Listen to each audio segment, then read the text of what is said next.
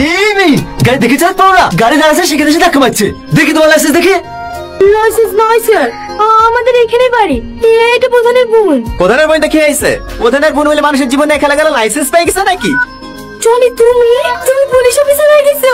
একজন গরিব ঘরের ছেলে পুলিশ অফিসার হয়েছে বলে তোমার খুব কষ্ট হয়েছে নাকি? এত বড় নোংরা খেলাটা খেলেও আমার সফল হওয়াটা আটকাতে পারলে না, তাই না? আমি কেন তোমার সফল আটকে যাবো? তুমি যে ভাবছো সফল, আগে আমার কথাটা শোনো। আমার সামনে আর কোনো নাটক করবি না। কনস্টেবল গাড়ি স্টার্ট করো। কি হলো, তুমি গাড়িতে উঠলে কেন?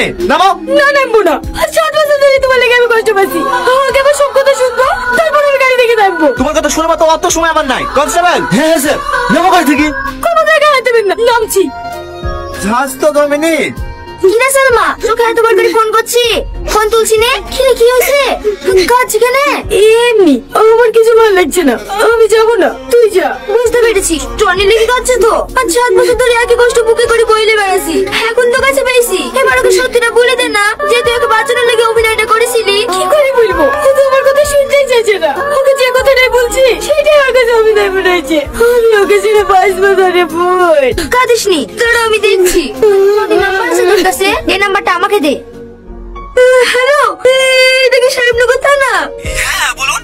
আমাকে বাঁচান, আমাকে বাঁচান। ওরা আমাকে চারিদিক থেকে ঘিরে ফেলেছে, আমাকে বাঁচান। আপনি কোথায় আছেন? কার আপনাকে ঘিরে ফেলেছে? আমি এখন মাঠ পড়ে বাজার ধরে আছি।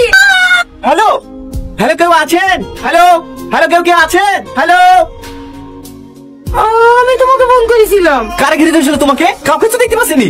কেউ ঘিরে ধরেনি, তোমাকে ডাকার লেগে ফোন করেছিলাম। এমনি ডাকলে তো আসবে না, হ্যাঁ একটু আর কি মেরিস। তুমি জানো আমি কত টাইম ধরে ছুটতে ছুটতে এসেছি?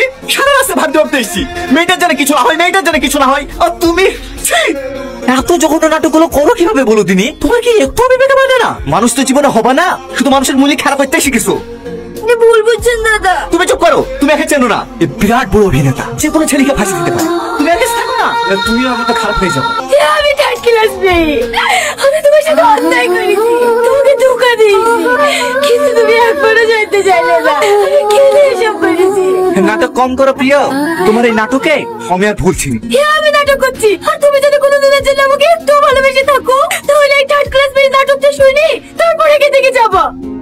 আচ্ছা, তুমি মানুষের অনুভূতি নিয়ে তো খেলা করো কেন? আমি খেলা করছি গো, সেদিন শুধু তোমাকে বাঁচানোর জন্য ওই অভিনয়টা করতে বাধ্য হয়েছিলাম। মানে